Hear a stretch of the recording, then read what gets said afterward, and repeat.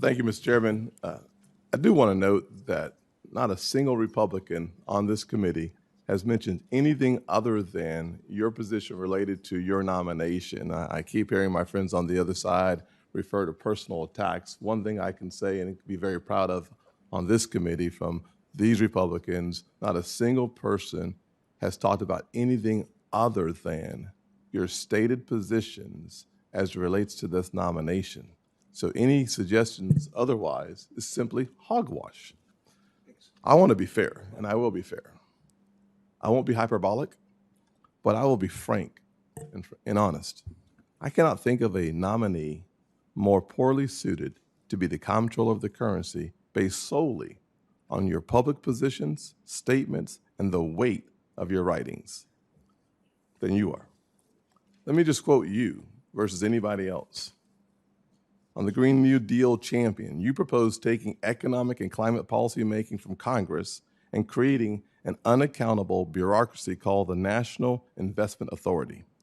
In a roundtable this year, you pushed to make the NIA the dedicated institutional platform at the federal level for really being the kind of fighting muscle of the Green New Deal and fighting muscle of, all of these other movements that pursuing environmental justice, social, economic justice, equality, and so on.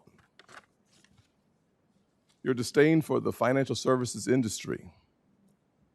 In 2019, in a documentary titled, I'll be kind, Buttholes, a Theory, you said, the financial services industry, in my view, and I don't think I'm alone here, is the quintessential butthole industry. Killing American Energy and Jane Family Institute seminar in March of this year, you proposed bankrupting the coal and oil and gas industries, saying we want them to go bankrupt if we want to tackle the climate change. That's really hard to misunderstand. On nationalizing banking, last year, i.e. 2020, not 10 years ago, not 20 years ago, just last year. Paper you titled, The People's Ledger, How to Democratize Money and Finance the Economy. You proposed reforms to, and I quote, effectively end banking as we know it by nationalizing, the quote you had was effectively ending banking as we know it. How? By nationalizing retail banking. As it relates to the end of private banking, your words, no one else's. This year, not 5 years ago, not 10 years ago, not 20 years ago, this year, you said you proposed to imagine what it would be like if instead of just a public option for deposit banking,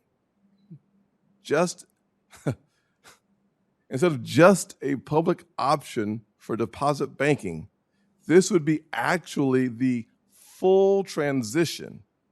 In other words, there would be no more private bank deposit accounts, and all of the deposit accounts would be held directly at the Fed. I want to say that one more time because this is what really, among all the other comments, it's quite disturbing. This is not a position that you took years ago. This is something that you spoke to this year.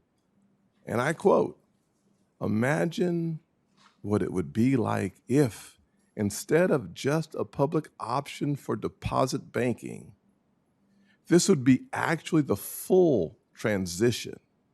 In other words, there would be no more private bank deposit accounts, and all of the deposit accounts will be held directly at the Fed.